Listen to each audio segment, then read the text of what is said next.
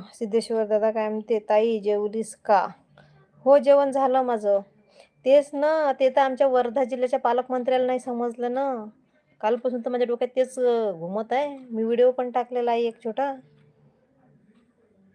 आमच्या वर्धा जिल्ह्याचे पालकमंत्री हां, ते म्हणजे जवान तिकडे आपलं घरदार, आपला परिवार सोडून तिकडे देशासाठी, त्या तिरंग्यासाठी, त्या तिरंग्याचं रक्षण करण्यासाठी, आपल्यासारख्या सामान्य लोकांचं रक्षण करण्यासाठी तिथं सीमेवर अहोरात्र तिथं डोळे फोडतात.